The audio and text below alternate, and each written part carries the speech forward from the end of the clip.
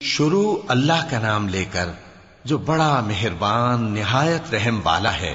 یہ لوگ کس چیز کی نسبت ایک دوسرے سے پوچھتے ہیں؟ کیا اس بڑی خبر کی نسبت جس میں یہ اختلاف کر رہے ہیں؟ دیکھو یہ ان قریب جان لیں گے، پھر دیکھو یہ ان قریب جان لیں گے۔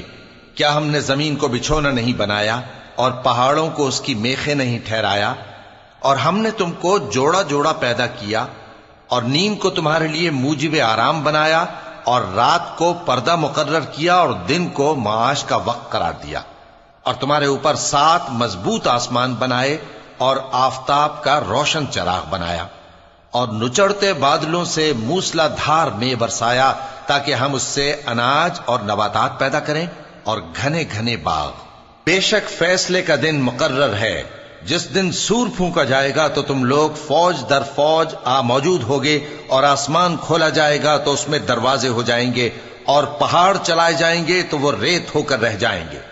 بے شک دوزخ گھات میں ہے، یعنی سرکشوں کے لیے کہ ان کا وہی ٹھکانہ ہے، اس میں وہ صدیوں پڑے رہیں گے۔ وہاں نہ ٹھنڈک کا مزہ چکھیں گے، نہ کچھ پینا نصیب ہوگا مگر کھولتا پانی اور بدبودار پیپ۔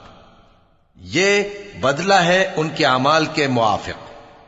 یہ لوگ حساب آخرت کی امید ہی نہیں رکھتے تھے اور ہماری آیتوں کو مسلسل جھٹلاتے رہتے تھے، اور ہم نے ہر چیز کو لکھ کر محفوظ کر رکھا ہے۔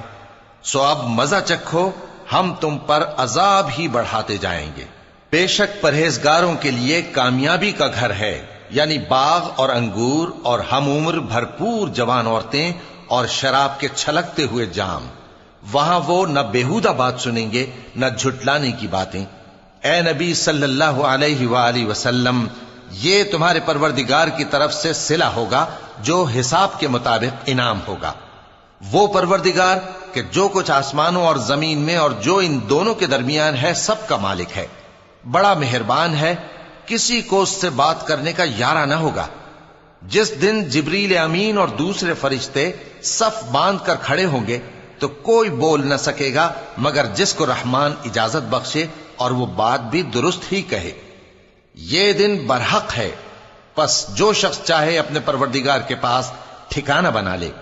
ہم نے تم کو عذاب سے جو قریب آنے والا ہے آگاہ کر دیا ہے، جس دن ہر شخص ان اعمال کو جو اس نے آگے بھیجے ہوں گے دیکھ لے گا، اور کافر کہے گا کہ اے کاش میں مٹی ہوتا۔